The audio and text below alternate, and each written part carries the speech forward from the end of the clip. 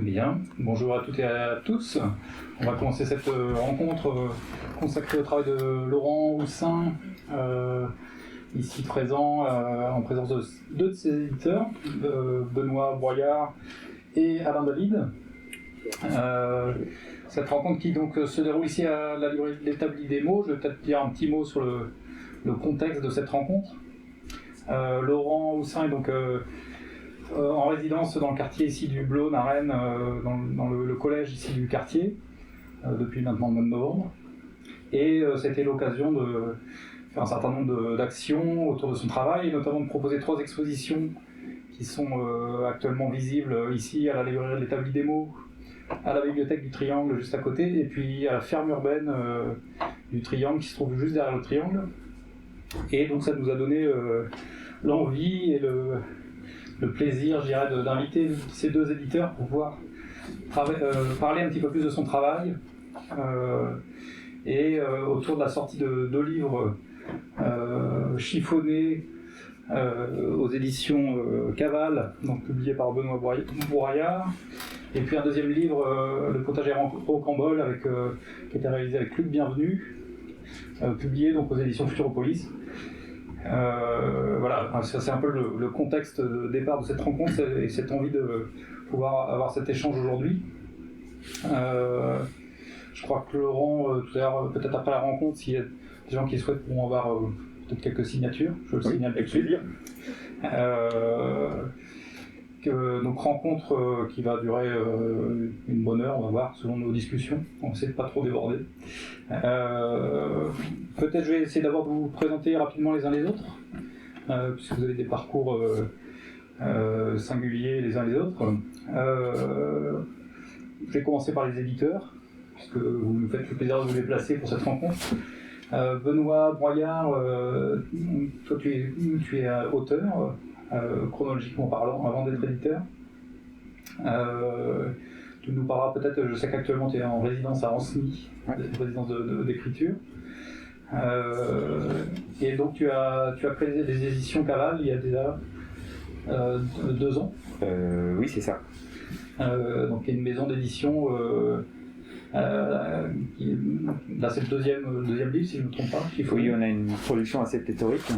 Donc un livre en 2019, un livre en 2021, il y en a un 2e prévu cette année, donc là ça explose un peu tous les... Enfin voilà, et pourquoi je disais ça ? C'était tout ça. Et donc là, on reviendra sur les motivations qui t'ont amené à devenir éditeur, mais tu en tant qu'auteur, tu as déjà une bonne 50aine de livres à ton actif, si je ne m'abuse, à la fois comme auteur jeunesse, mais aussi comme scénariste de bande dessinée. Oui. Et un certain nombre d'autres activités aussi autour du cinéma. Il me semble que tu as travaillé un peu comme scénariste. Oui, pour une petite série d'animation. Ouais. Voilà. Et on reviendra un peu tout à l'heure sur voir comment s'articulent ces activités avec ta nouvelle activité d'éditeur, en quelque sorte. Alain David, toi tu es éditeur, tu as eu plusieurs... tu as déjà un certain nombre de casquettes et un certain nombre d'activités à ton actif. Tu étais cofondateur des éditions Rackham à la fin des années 80. Tout à fait, ouais. Avec Michel Lablanqui. Voilà, un des premiers éditeurs indépendants. C'est lancé en même temps que l'association, voilà, 1989. Et tu as travaillé aussi, il me semble, comme éditeur indépendant, c'est-à-dire peut-être on peut expliquer un peu comment ça fonctionne, mais pour d'autres éditeurs type Glénat ou Vent d'Ouest, si je ne me trompe pas. Ouais, Glénat, Vent d'Ouest, Casterman, en éditeur freelance, ouais. C'est-à-dire que parallèlement à Rackham, qui était vraiment une toute petite structure éditoriale, j'ai pu développer quelque chose qui ne se faisait pas beaucoup à l'époque, mais qui maintenant s'est beaucoup plus développé, d'éditeur, de directeur d'ouvrage pour certaines maisons d'édition, ce qui permettait des fois pour des travaux d'archives ou pour des bouquins, des livres qui prennent du temps ou des livres un peu atypiques qui ont besoin d'être accompagnés, qui permet aux maisons d'édition qui sont toujours à la recherche de nouveaux projets de travailler, et puis sans sans spécialement, faut être honnête, je veux dire, pourquoi les éditeurs font ça, c'est parce qu'on est mal payé. Donc ça permet d'avoir des projets de longue haleine avec à moindre coût, voilà, mais donc de commencer de travailler avec des auteurs intéressants. J'ai travaillé pour Vent d'Ouest, tu parlais de Vent d'Ouest, j'ai fait une série de bande dessinée sud-africaine qui s'appelait Madame et Ève, par exemple, qui était un truc que personne n'aurait été chercher autrement. J'ai travaillé sur les archives Goscinny. Après, j'ai fait des livres avec Camus, avec deux réserves par avec, puisque je n'ai pas connu. Voilà, donc ça, c'est des livres. Souvent, les travaux d'archives, par exemple, comme ça, prennent beaucoup de temps. Je veux dire, il faut chercher et tout. Et voilà, donc c'est pas des choses qu'ils veulent faire en interne, et voilà, à cette époque-là, j'en ai fait pas mal, quoi, voilà. Et ça, dans le cadre de ces projets-là, c'est des projets que toi tu apportais, du coup? Oui, tout à fait, ouais. Ouais. Ensuite, donc, tu as rejoint les éditions Futuropolis, qui est donc un éditeur un peu historique, créé en 1974, qui a eu un petit temps de sommeil, qui a été racheté ensuite. Toi, tu as rejoint, je crois, cette équipe en 2005-2006. Ouais, ça doit être quelque ça. chose Ouais. comme ça. T'as l'air mieux au courant que moi, mais ça doit être ça, ouais. Et donc là-bas, tu as aussi emmené avec toi quelques auteurs avec qui tu travaillais déjà, si j'ai bien compris, comme des gens comme Joe Sacco, par exemple. Oui, tout à fait, ouais. C'est un peu l'éditeur, c'est aussi. Il y a une notion de complicité avec un auteur, on va dire, et c'est vrai que Joe Sacco, j'ai publié avec Latino Barato à l'époque son premier livre chez Vertige Graphique. On a fait des livres chez Rackham, et puis quand je suis parti chez Futuropolis, donc une maison un petit peu plus importante, effectivement Joe a préféré continuer à travailler avec moi. Donc je ne sais pas s'il est arrivé dans mes bagages, mais en tout cas le lien n'a jamais été rompu. Je crois que c'est ça, c'est un travail de complicité, de manière de travailler avec des gens, quoi. Donc avec des auteurs, voilà. Alors on reviendra aussi, parce qu'il y a quand même un prisme assez fort dans le catalogue de Futuropolis, enfin le catalogue actuel, autour de la bande dessinée de reportage. Enfin, on lui donne différents noms, la bande dessinée du réel, etc. Mais ce qui m'intéresserait peut-être, c'est de savoir comment s'est fait votre rencontre avec Laurent, l'un et l'autre. Est-ce que c'est Laurent qui est venu vous solliciter? C'est toi qui les as approchés pour ces différents projets? Oui. Alors oui, pour le potager rocambole, hein. Et puis en fait, oui aussi pour chiffonner, en fait. Donc, Et donc comment ça se passe dans bande dessinée? Est-ce tu peux nous expliquer un peu, peut-être pour les gens qui ne connaissent pas? Tu arrives avec un projet ficelé, tu arrives avec quelques pages, un scénario, une idée, comment? Alors avec une idée, avec un synopsis, avec une intention, et surtout aussi avec des pages qui sont finalisées, pour montrer visuellement à quoi le projet va ressembler. Voilà. Donc c'est... Après, sinon, pour chiffonner, en fait, tout était déjà fait. L'histoire était déjà... voilà. Parce qu'en fait, c'est un autre type de travail pour moi, et un autre processus de travail. C'est-à-dire qu'en fait, c'était un récit que j'avais besoin de mener de bout en bout, en toute liberté, sans avoir la contrainte d'une étiquette, de savoir si c'était un livre jeunesse ou un livre bande dessinée, ou voilà. Donc il fallait que je le fasse, et après donc, il y a eu la rencontre. Pour le potager rocambole, donc c'était différent, puis après c'est un projet aussi qui s'est construit, en fait, je veux dire, à un moment, qui se construit aussi avec l'éditeur, enfin pour moi c'est... Et avec le scénariste. Oui, bien sûr, pas trois. Et dans un cas comme dans l'autre, vous connaissiez avant ces projets-là ou pas? Tu connaissais Benoît et tu connaissais Alain précédemment ou pas? Non, pas du tout. Non. Enfin, Alain, j'avais eu l'occasion de le démarcher. En fait, j'avais envoyé des dossiers pour des projets, donc il n'y avait pas. Donc moi, je le connaissais par l'intermédiaire de copains en fait, qui travaillaient avec lui. Donc, c'était Xavier Letoclour, Jean-Luc Loyer. D'accord. Qui sont en fait, moi, je viens du Nord, donc c'était des gens qui sont de ma région, en fait, voilà. Donc, et puis Benoît, en fait, c'est une rencontre. Peut-être ce qu'on peut dire aussi, ce que j'ai omis de faire dans ma présentation, c'est que par rapport à ton travail à toi, tu as déjà une production assez conséquente à ton actif, mais tu as disons, peut-être une première partie de ta carrière, parce qu'on peut parler comme ça maintenant, qui est en partie dédiée à l'humour. On a eu l'occasion d'échanger, évidemment, depuis que tu travailles ici au collège, on se voit assez régulièrement. Tu m'expliquais notamment que des gens qui ne te connaissaient pas, qui ne connaissaient pas ton travail, quand tu les quand tu leur disais que tu avais travaillé notamment pour Fluide Glacial, tout de suite, ça leur donnait une image et même les gens qui sont, enfin, beaucoup de gens qui ne sont pas lecteurs de Fluide Glacial ont entendu au moins parler du titre. Alors, pour moi, pendant tout le début de ma carrière de dessinateur de bande dessinée, en fait, il y avait quelque chose qui était important, c'était en fait d'être identifié comme dessinateur de bande dessinée.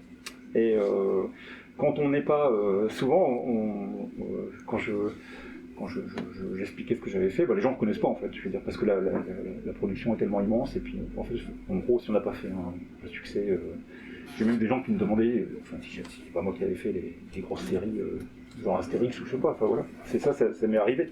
Et donc de travailler chez Fluide et avant en tant que psychopathe, en fait, ça m'a donné une étiquette, je dirais, en fait. Ça m'a donné c'est-à-dire que j'ai existé comme dessinateur de bande dessinée parce que je travaillais chez Fluide Glacial, en fait.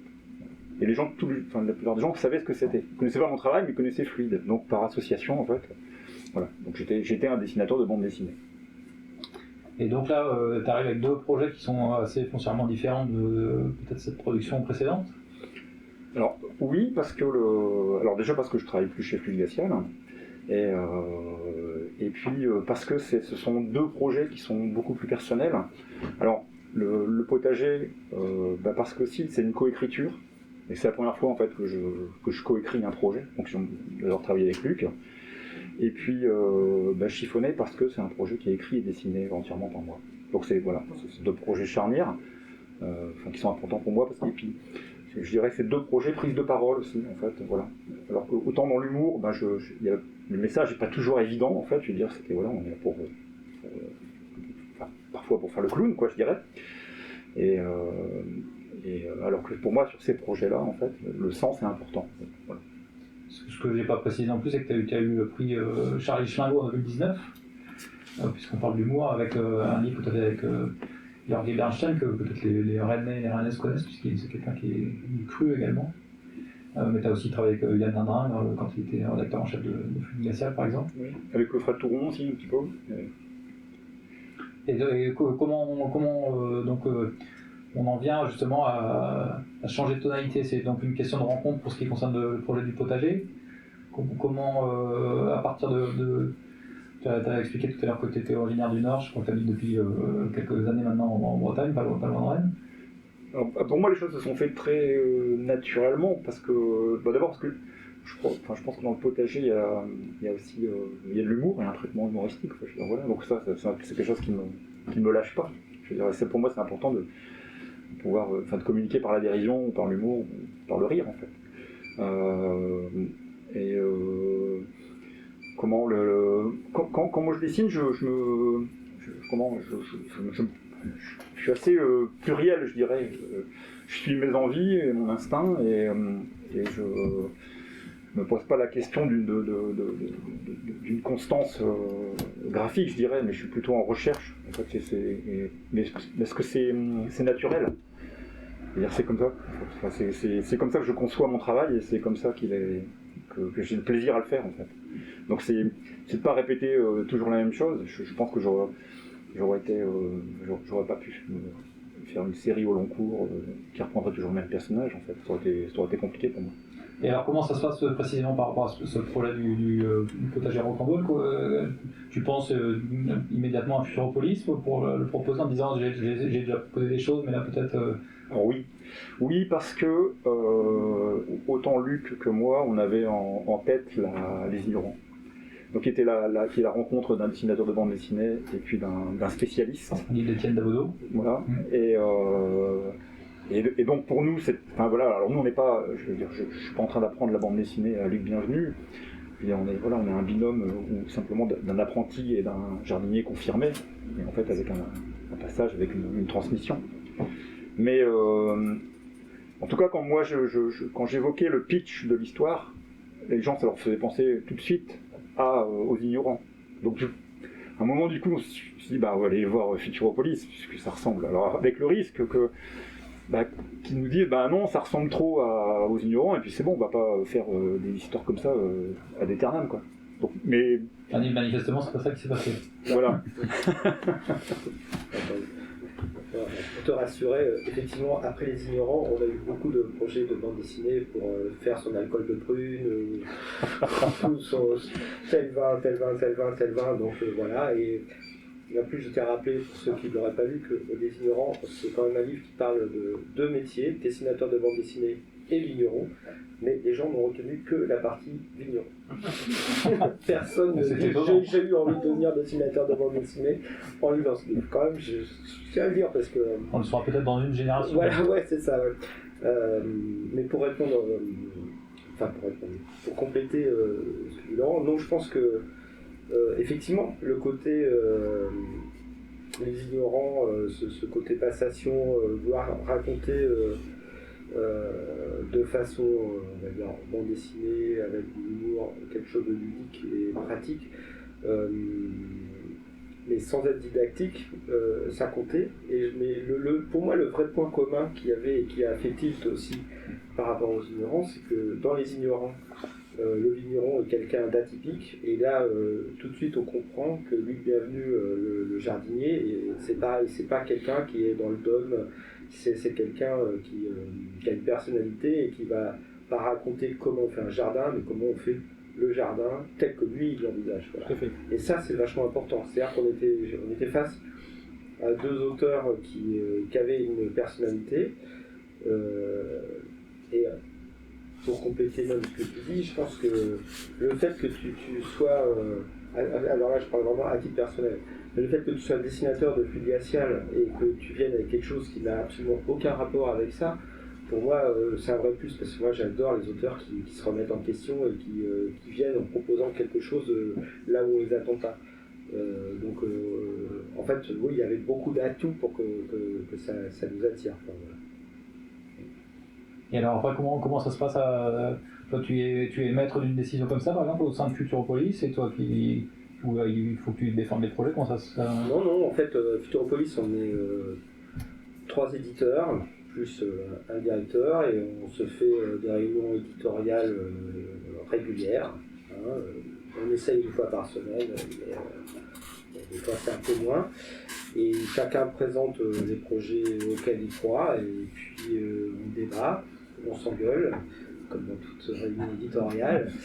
Et en fait, les projets après sont retenus. Disons que si on essaye qu'il y ait l'unanimité de chaque membre pour choisir le livre.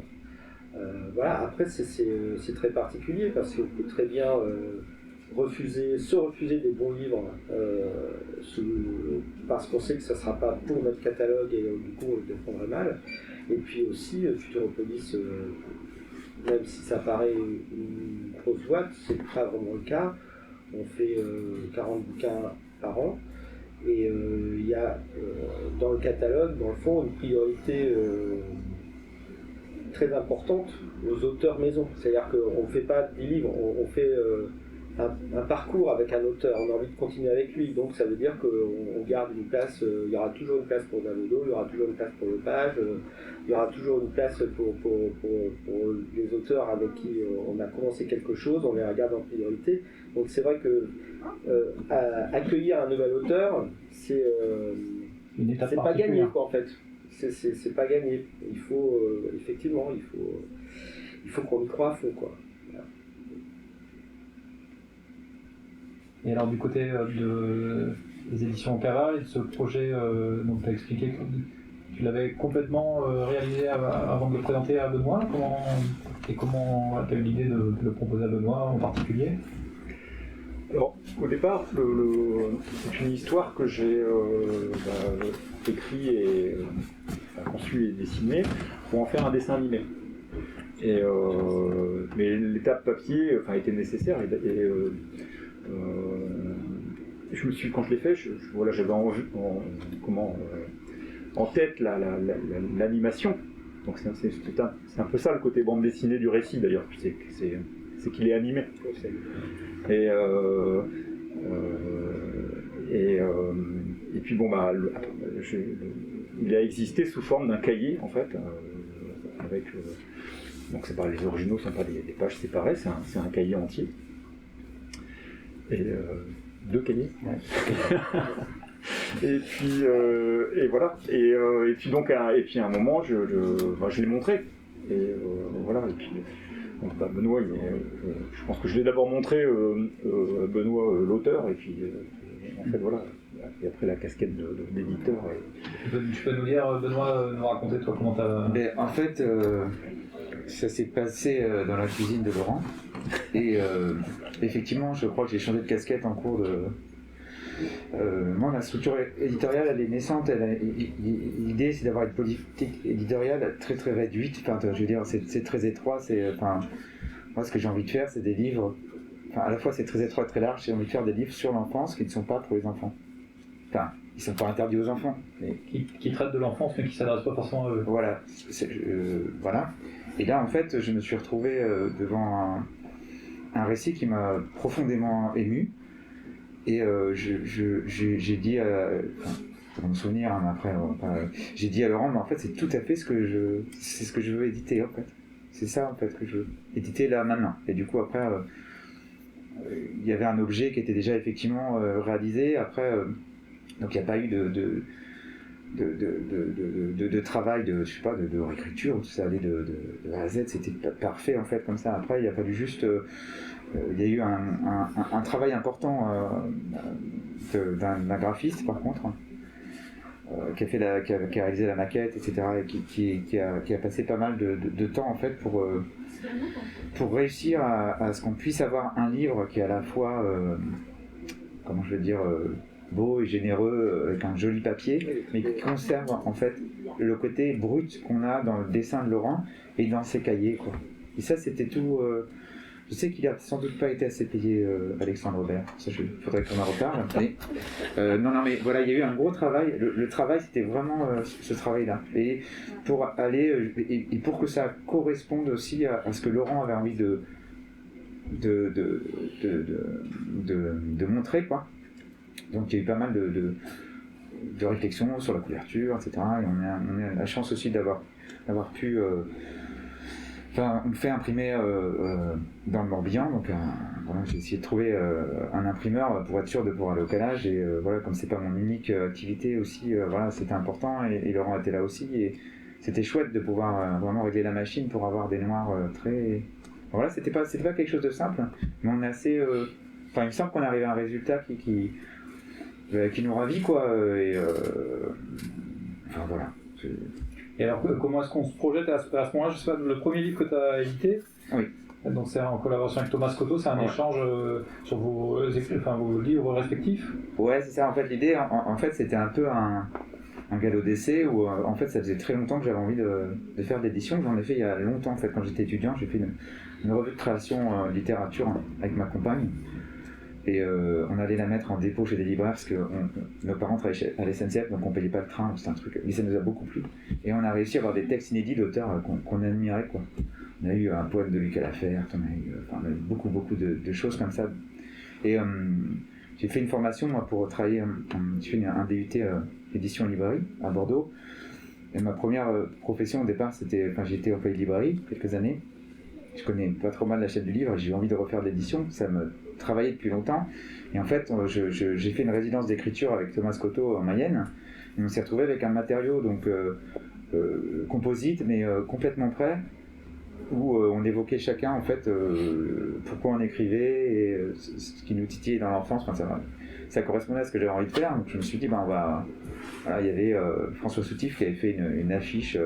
Ça faisait une super couverture, donc j'ai acheté son dessin, ça a commencé comme ça, et on a expérimenté, voilà, j'ai édité ce livre.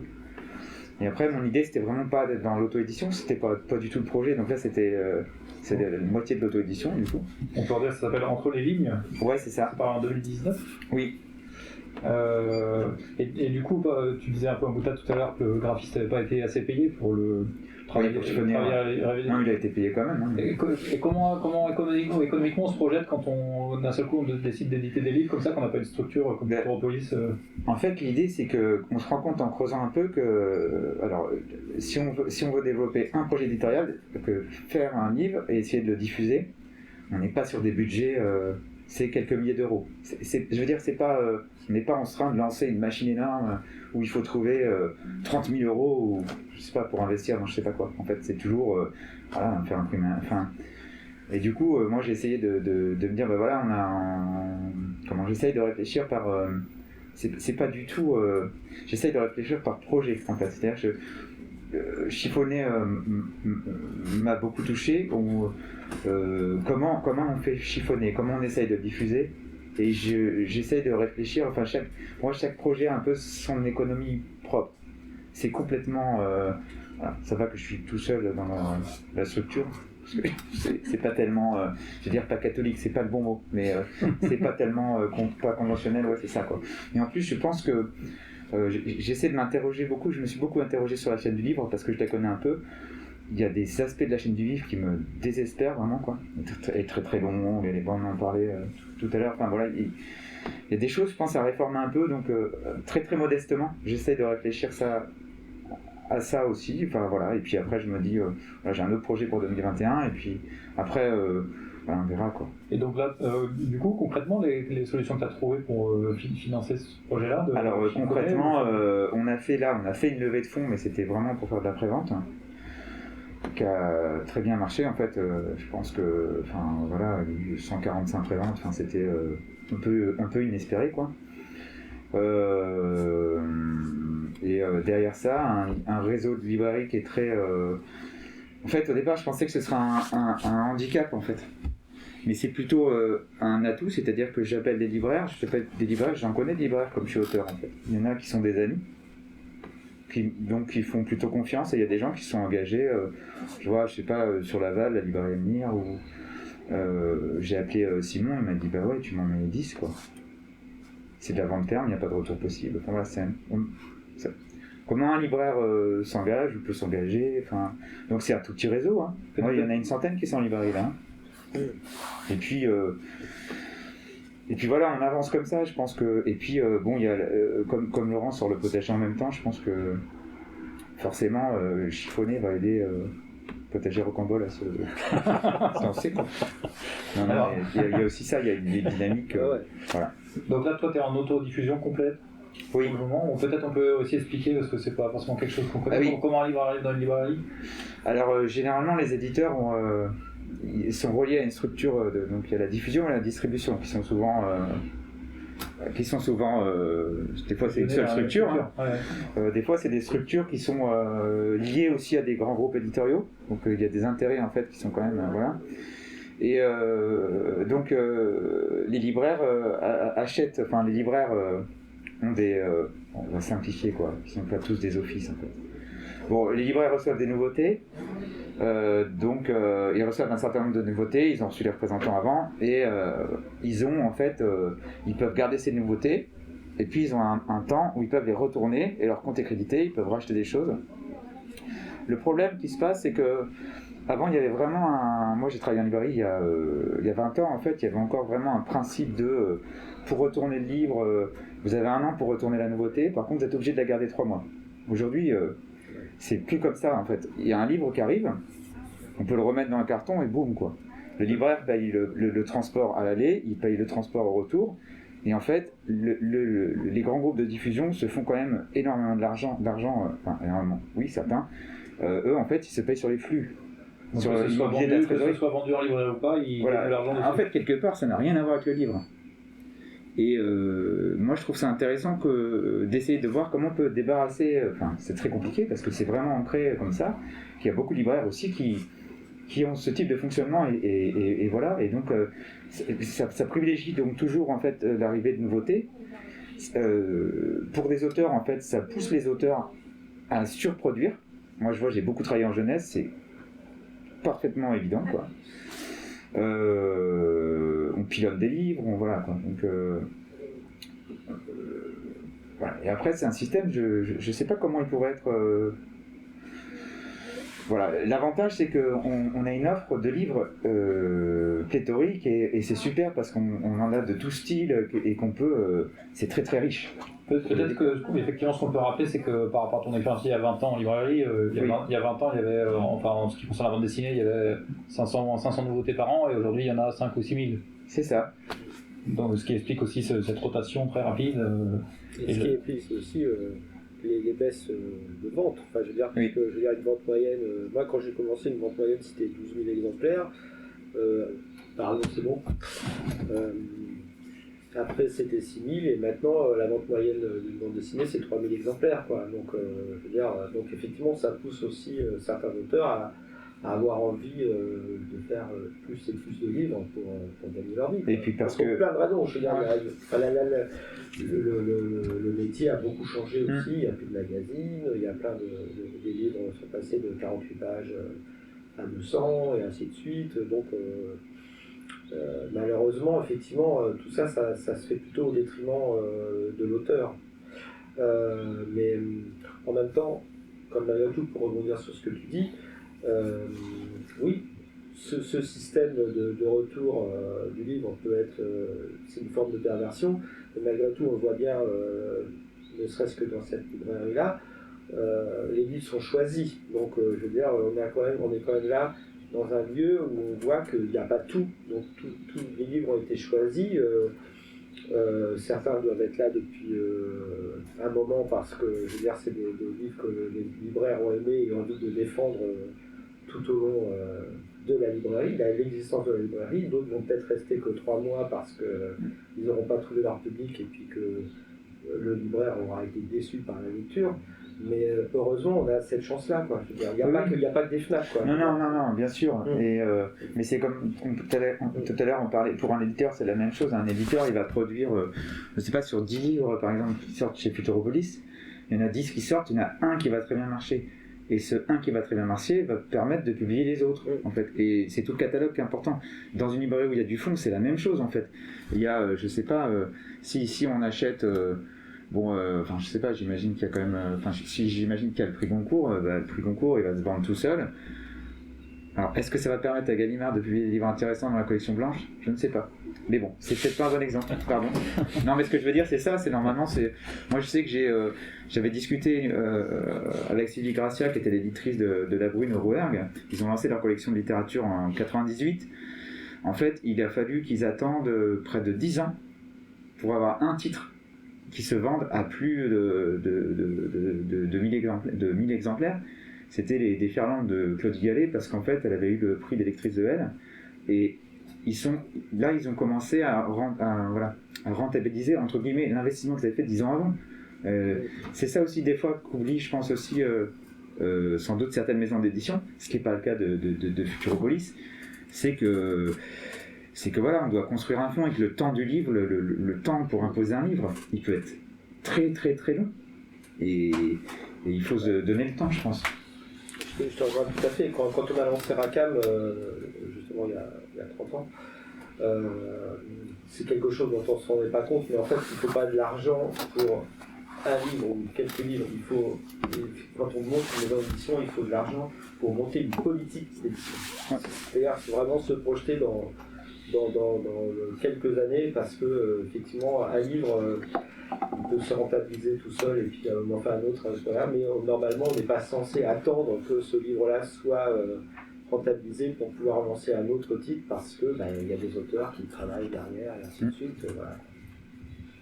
C'est ce qu'on constate aussi du côté, si on regarde du côté des éditeurs alternatifs de bande dessinée qui sont créés, tu évoquais Rackham, donc un peu historique, mais l'association, etc. Si on regarde un peu leurs différents catalogues, ils ont tous eu des succès seulement à partir des années 2000, en ayant été créés dans les années 90. Quoi. Est-ce que de ce point de vue-là, avec le recul toi, que tu as et ton expérience en tant qu'éditeur, Alain, tu as vu une évolution aussi éditorialement à la fois de tes goûts et puis peut-être des projets aussi que tu reçois. J'évoquais tout à l'heure le fait que Futuropolis a dorénavant un catalogue assez marqué par la bande dessinée de reportage. Je ne sais pas toi comment tu appelles ça, si c'est la bande dessinée documentaire, voilà. Ouais. Est-ce que tu as vu une évolution ? Est-ce que tes goûts personnels aussi vont évoluer en fonction des propositions ? Comment ça se passe sur la durée, ça ? Ouais, alors l'évolution positive, on va dire, moi je suis très content, c'est que maintenant la bande dessinée a vraiment une place très importante dans les librairies générales. Et justement, quand j'ai commencé dans ce métier, rentrer en librairie générale, dans le meilleur des cas, Astérix, Tintin pour la bande dessinée grand public, et puis pour un public un peu plus adulte, il y avait Corto Maltese qui a chier, quoi. C'est à peu près ça. Maintenant, c'est vrai qu'il y a des vrais rayons, et je veux dire, je dis toujours, tu vas dans une librairie, tu te dis, j'aime tel auteur, tel écrivain, tel sujet, tel film, est-ce que vous avez une bande dessinée qui pourrait correspondre à ce que j'aime? On peut vous le sortir. Donc ça, c'est vraiment le vrai plus. Après, à contrario, dans l'évolution, on va dire, de ce secteur, moi j'ai de plus en plus de mal à rentrer dans une librairie BD parce qu'il y a tellement de choix, tellement de choses que je suis comme un lecteur lambda.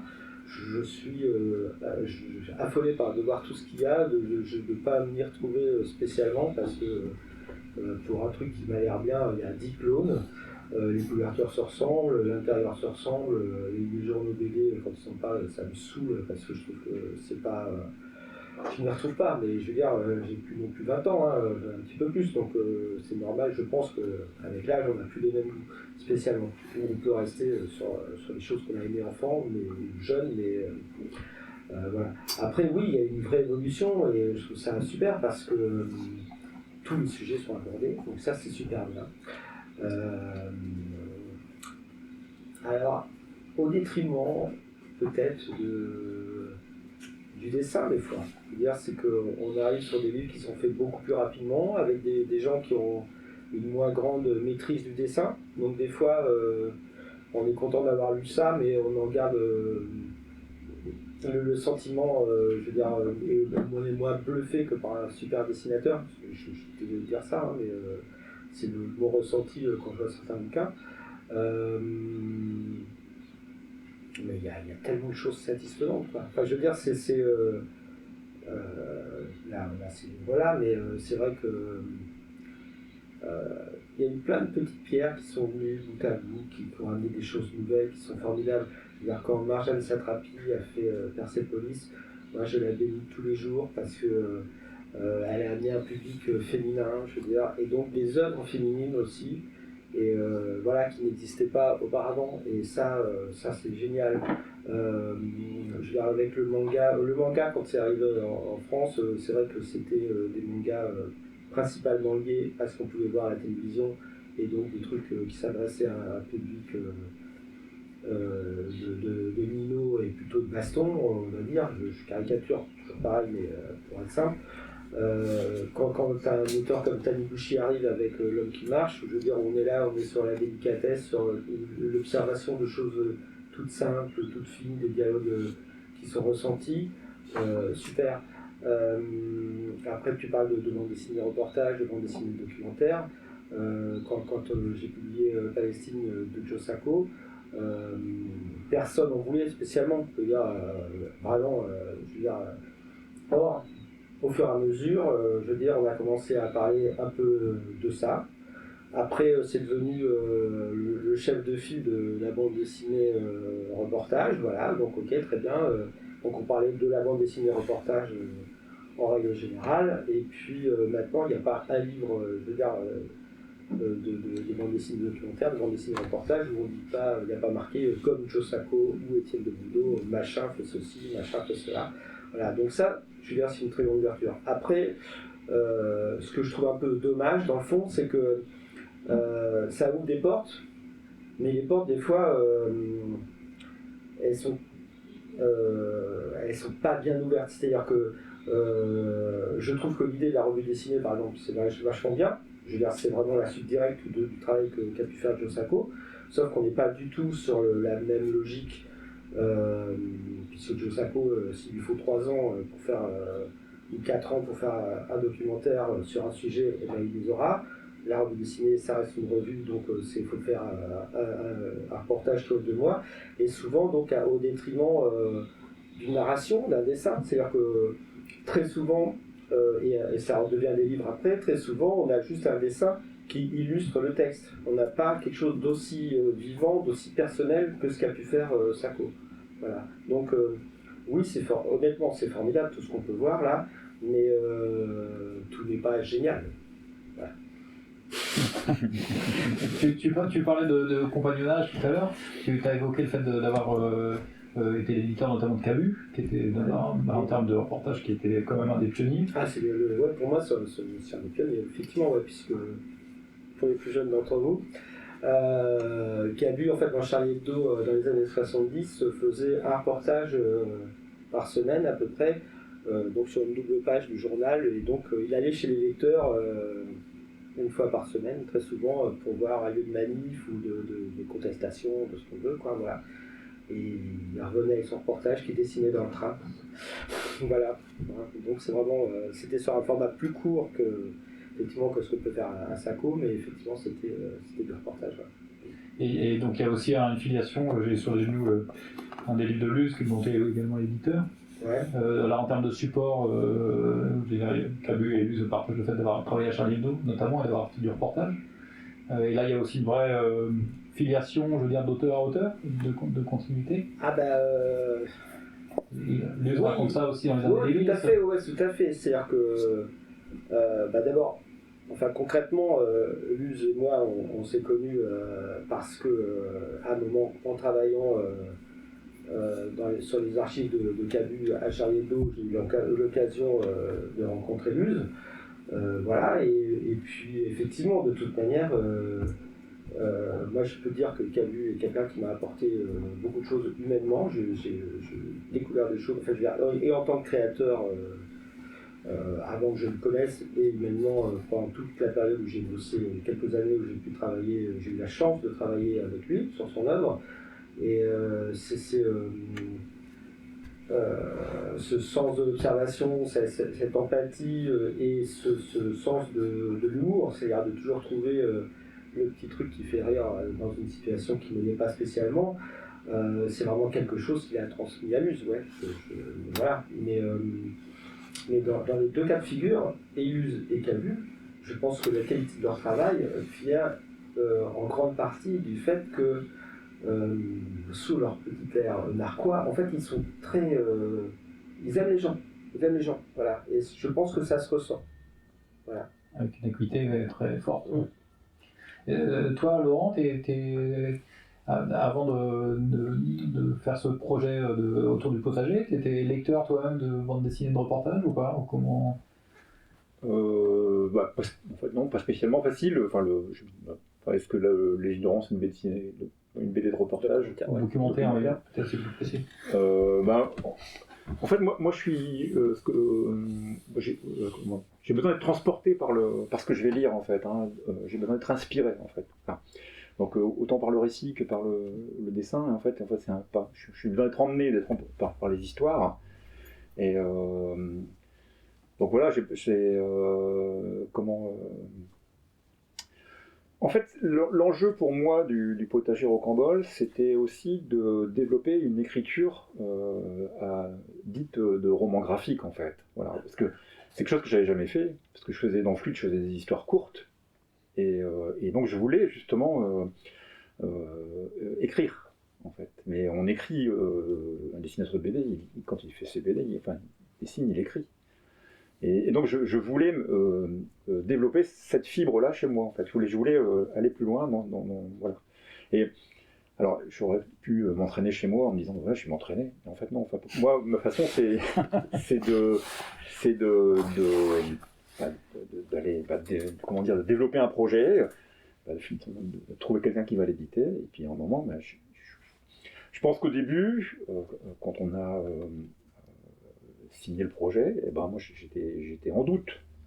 Je ne savais pas à quoi tu t'engageais. Oui, parce qu'en fait je venais de signer sur un projet que j'avais jamais fait. En fait. Je savais pas si j'allais. Voilà. Donc j'ai eu à un moment il y a eu un flottement en fait. Je veux dire, je me dis qu'est-ce que j'ai fait et voilà. Et c'est en ça qu'effectivement que faire des fois des livres documentaires, c'est effectivement un pari. C'est-à-dire que on sent que la personne, les auteurs sont habités par leur projet, mais en même temps ils ne savent pas du tout où ils vont puisqu'ils n'ont pas encore fait le reportage quoi, dans ce cas-là. Donc effectivement, il faut le croire quoi.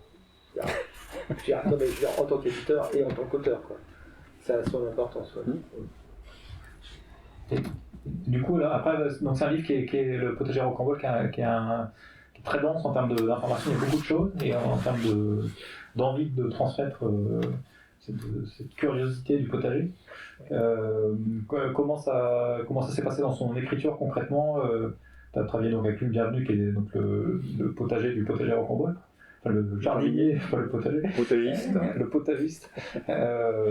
Et donc vous avez échangé beaucoup d'informations, lui ayant sa connaissance technique, puis son expérience en tant que jardinier, sa personnalité aussi. Comment toi tu as travaillé à partir de cette matière-là? Enfin, comment ça s'est articulé? Alors, juste avant, je voudrais revenir sur quelque chose qu'Alain a dit par rapport à la personnalité, je dirais, atypique de Luc Bienvenu. Je pense que ça m'aurait pas intéressé de faire une bande dessinée avec Nicolas le jardinier, en fait. Et donc, il s'en fiche. Donc c'était important pour moi d'aller aussi me confronter, je veux dire, et en fait, cette confrontation, c'est devenu aussi un ressort d'écriture. Et alors qu'il se voit ou qu'il se voit pas, je veux dire, moi j'y étais, donc je le sais. Et donc voilà, ça c'est pour. Et alors. Et après, dans la construction du récit lui-même, parce qu'il y a des moments où il y a des informations assez techniques, assez pointues, des chapitres sur tel ou tel thème, sur on explique pourquoi l'humus c'est intéressant ou pas, etc. Enfin, des choses des techniques de jardinier, quoi. Et puis d'autres où tu articules comment est-ce qu'on construit un récit comme ça pour que le lecteur le lise de bout en bout, quoi, et soit interpellé. Comment, alors, au fur et à mesure, ça se construit, tout ça? On se voyait régulièrement pour travailler ensemble, hein, et en fait, l'histoire s'est écrite dans ces moments-là, en fait, voilà. Et avec des allers-retours, c'est-à-dire qu'entre le moment où on est entré dans le dur de l'histoire et le moment où le projet a commencé, il s'est écoulé plus de temps que sur le temps de réalisation finale, en fait. Parce qu'il y avait des va-et-vient, il fallait se caler, en fait. C'est ça. Et donc c'est un échange nourri de travail commun à deux. Et puis au début, Luc savait pas, il maîtrisait pas forcément je dirais ce que c'était que la bande dessinée. C'est un lecteur de BD, hein. Mais et donc au fur et à mesure, on a avancé, et plus il était force de proposition, en fait. Donc voilà. Et donc ça, l'histoire s'est nourrie de ça. En fait, c'est nourri de nos échanges, et puis sachant que c'était lui qui avait la maîtrise du fond. Pas moi, je n'allais pas lui dire, mais non, là, l'arrosoir, c'est pas comme ça qu'il faut faire. Je veux dire, par contre, sur la bande dessinée, si. C'est toi qui avais les compétences. Voilà. Donc c'est comme si on est deux. Alors, je veux dire, avec chacun un veto. C'est-à-dire que pour moi, le veto de Luc, c'est le veto sur la connaissance jardinesque. Moi, mon veto, c'était sur la bande dessinée. Et puis après, on pouvait. Les choses étaient discutables et négociables. Et alors après, dans votre échange, alors je ne sais pas si toi et Luc vous échangez avec Alain, ou si c'était plutôt toi, ou toi tu es plutôt un éditeur sur un projet comme ça, interventionniste, comment ça se passe? Non, parce que en fait c'est pas tellement je veux dire, interventionniste, non pas trop sur un projet comme ça, parce que d'abord, comme Laurent l'a très bien dit, c'est Luc qui avait la connaissance. Moi, je pense que l'éditeur, c'est avant tout être curieux, donc t'aimes qu'on t'apporte des informations, qu'on t'apprenne des choses, voilà, donc là ça en faisait partie. Cette fois-là, c'était le jardinage, donc c'était plutôt, enfin, je dis à l'intervention, c'est plutôt dire attention, là on comprend pas, des petits trucs comme ça, c'est un peu compliqué. Après, l'avantage qu'il y a sur ce genre de bande dessinée, ce genre de livre, c'est que de toute façon, il y a déjà tellement d'échanges entre le scénariste et le dessinateur que quand ça arrive à l'éditeur, vraiment oui, on est là pour régler quelques petits trucs, des petits détails qui auraient échappé de la compréhension, tu vois, mais pas tellement dans l'histoire, parce que la personne a déjà eu ce dialogue, en fait. Voilà. Vous avez déjà eu ça. Quand un auteur travaille tout seul, effectivement, on peut des fois se retrouver en tant qu'éditeur avec beaucoup plus d'interventionnistes, parce que si l'auteur se trompe, c'est à nous de le dire, quoi. Pas au scénariste, voilà, tout à fait, ouais. Et alors sur le projet chiffonné, par contre, donc là, comme tu l'expliquais tout à l'heure, le projet était fini quand tu l'as apporté à Benoît. Donc tu nous as expliqué tout à l'heure la conception sur l'objet graphique, etc., comment vous avez travaillé. Mais là, comment comment tu as pu avancer sur ce projet. Donc peut-être on peut expliquer aussi un peu plus de quoi ça parle. C'est un conte. J'appelle ça, alors pour moi c'est un conte graphique. Ouais. Je dis conte graphique parce qu'en fait c'est une histoire qui qui n'a pas d'étiquette en fait, je veux dire, voilà. Donc c'était, est-ce que c'est une histoire pour les enfants, est-ce que c'est une histoire pour les adultes, est-ce que c'est un livre d'auteur, est-ce que c'est une bande dessinée, est-ce que c'est un livre pour enfants? C'est chacun qui décide en fait. Voilà. Mais le fait d'avoir travaillé tout seul dessus, là pour le coup, comment t'as avancé par rapport à ton expérience avec le Jardin Rocambole où tu étais dans un échange avec un scénariste? En fait c'était... Alors, j'ai fait chiffonner en même temps que je travaillais sur le potager Rocambole. Et en fait, chiffonner quelque part c'est une récréation. Ça me permettait c'est une soupape. Ça permettait... Non, en fait, alors c'est par rapport justement... Enfin, tu pointes ça, c'est un travail tout seul, et l'autre, c'est un travail avec Luc. C'est un travail de binôme. Donc, une relation de travail... comment dire, travailler avec quelqu'un, c'est pas toujours facile. Donc, quand je dis récréation, c'est que j'avais un moment, j'avais besoin de me retrouver tout seul. Être tout seul aux manettes, quoi. Voilà, c'est ça, exactement. Et sur comment on travaille quand on est tout seul sur un projet comme ça et on se dit comment est-ce qu'on prend du recul pour se dire ça c'est intéressant de le raconter comme ça ou là ou ça au contraire un peu mais je laisse tomber ou ça tiens ça c'est je tiens un bon bout, comment ça se passe à ce moment-là? Pour le coup cette histoire-là au départ il y a quelques phrases qui sont écrites, il y a un personnage et puis après il y a un fil qui dans ma tête et qui est tiré et en fait l'histoire se déroule toute seule. Donc ça m'a aussi questionné parce que moi, avant de travailler sur le potager et avant de faire chiffonner, la question de l'écriture, elle est importante. Je veux dire, moi, je crois que ce vers quoi je tends, c'est d'écrire et de dessiner mes histoires, c'est d'être auteur complet. Sauf que j'ai pas réussi jusqu'à présent. Alors je me pose aussi la question pourquoi. Je veux dire, et donc est-ce que c'est parce que c'est pas la bonne méthodologie? Est-ce que voilà, donc est-ce que et donc chiffonner répond à partie à ces questions-là et le potager aussi en fait. Les deux bouquins répondent à ces questions par rapport à mon autonomie d'écriture et de réalisation de dessin. Et du coup toi Benoît par rapport à ce projet-là en particulier comme tu disais tout à l'heure vous avez d'abord discuté d'auteur à auteur si j'ai bien compris. Oui, c'est ça, et après, en fait, moi, quand j'ai pris connaissance du projet, il y a eu beaucoup d'enthousiasme. Après, j'ai embarqué les cahiers de Laurent, et je les regardais plus attentivement, quoi. Parce que je voulais pas non plus faire d'erreurs, quoi. J'avais besoin quand même Et en fait, je me suis rendu compte que c'est une histoire qui se déroule de façon évidente, avec un rythme, en fait, c'est vraiment... On peut pas toucher quelque chose. Enfin, pour moi, on peut pas toucher à quoi que ce soit en fait.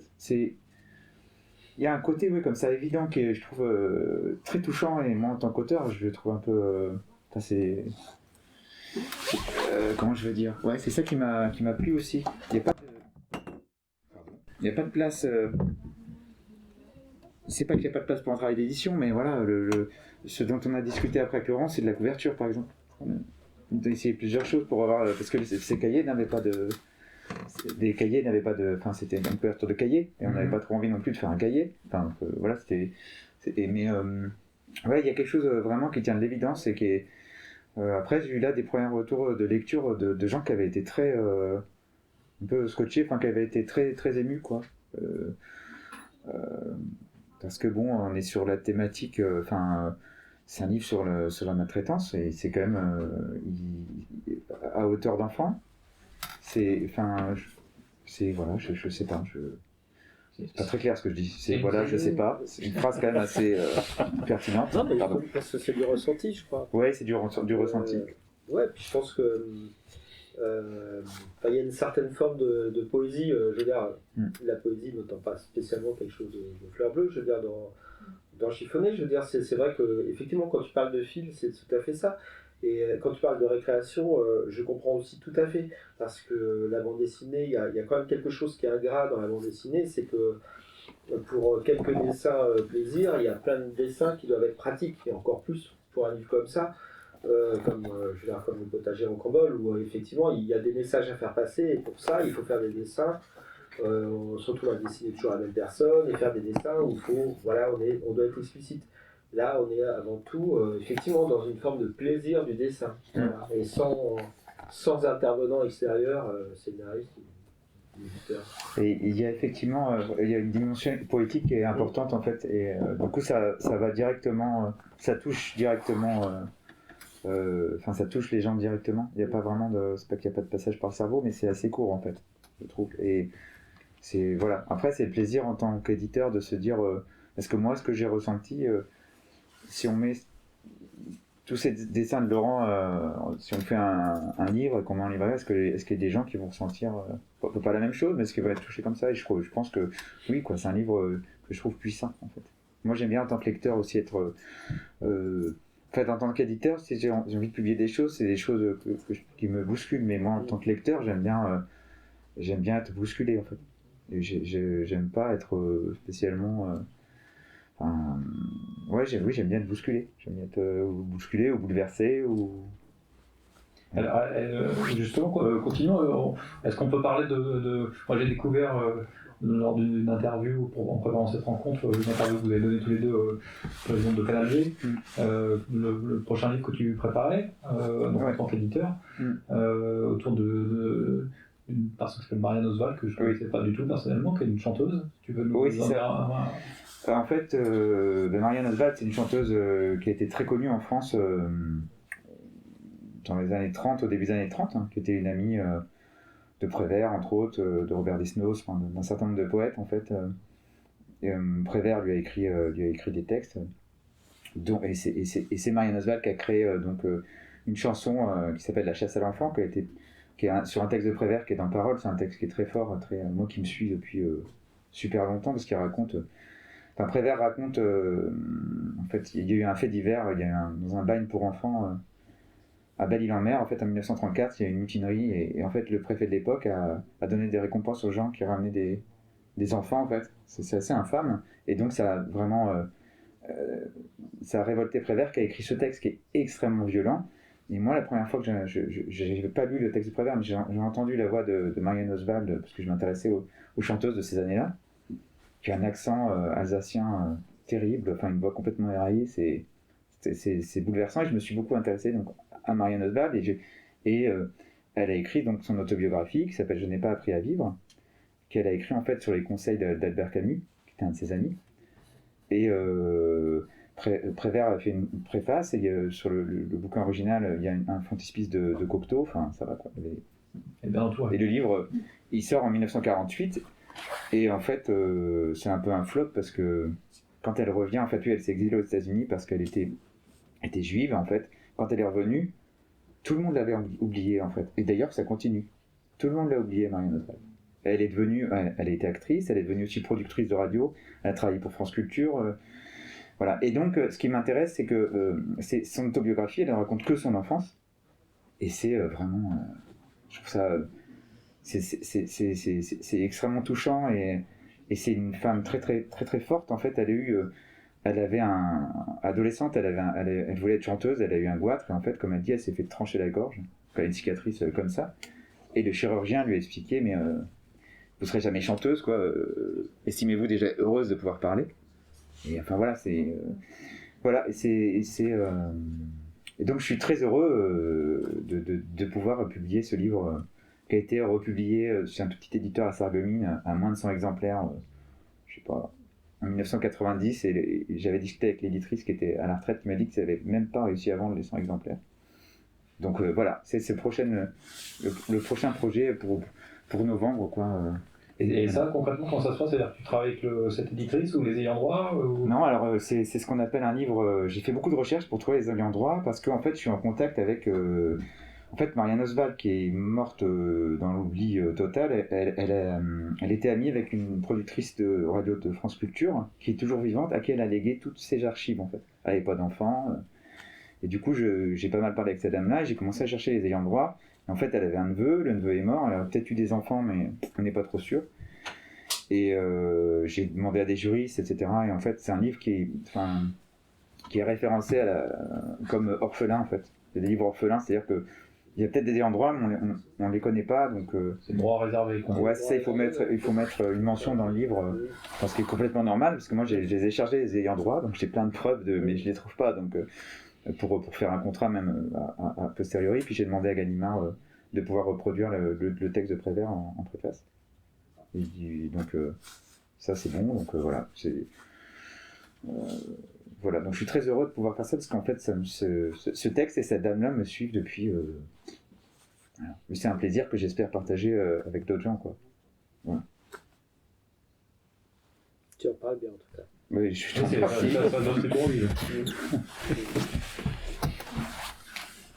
Bien, bah écoutez, je ne sais pas s'il y a peut-être éventuellement des personnes qui voudraient intervenir ou qui auraient des questions à poser ou des réactions. On peut leur passer un micro. Tout le monde est intimidé par le micro en général. Même sans micro, ça doit pouvoir marcher.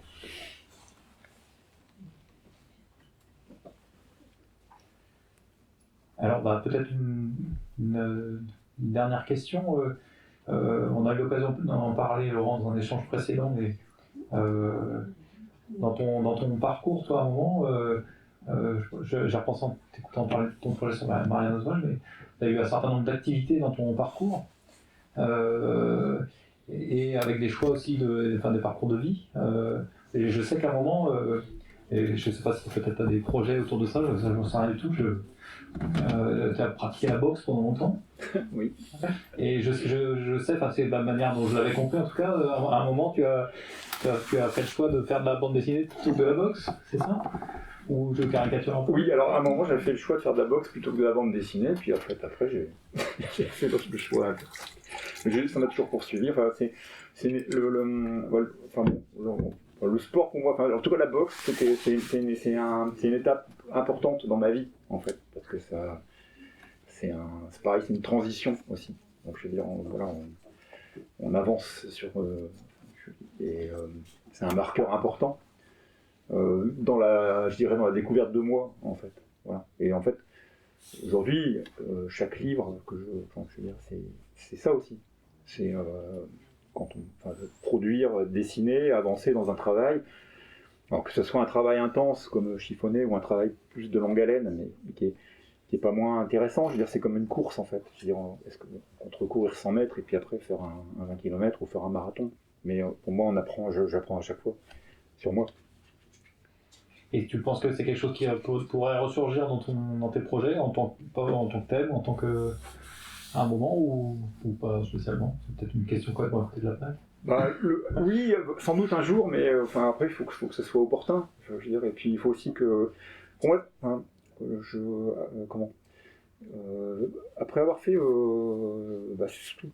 surtout chiffonner, je veux dire, chiffonner m'a posé la question du sens en fait, et aujourd'hui je me vois pas reproduire des choses s'il n'y a pas ce sens en fait.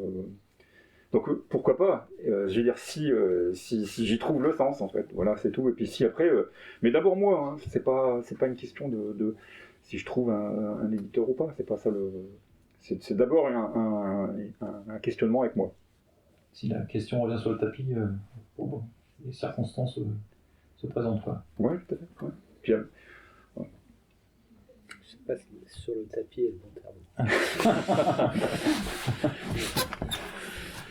Est-ce qu'il y a des réactions peut-être ou des questions auxquelles vous serez venu à l'esprit entre temps? Bon, je n'insiste pas plus longtemps, je vous remercie. Merci beaucoup. Merci présence, merci à l'Établi des mots d'avoir accueilli cette rencontre, donc qui sera disponible très bientôt sur la chaîne YouTube de l'Établi des mots. Les 3 expositions de Laurent Roussin seront visibles donc, dans le quartier du Blône à Rennes jusqu'au 29 mai. Donc ça, vous pourrez trouver tout ça sur internet en cherchant un peu, notamment sur la page Spéléographie, que je crois avoir oublié de citer, qui est donc l'association qui organise ces expositions ainsi que la résidence de Laurent sur le quartier. Voilà, merci à vous et donc s'il y a des personnes qui le souhaitent, je crois que Laurent sera tout à fait partant pour se plier avec plaisir à l'exercice de la dédicace. avec plaisir. Merci à vous. Merci.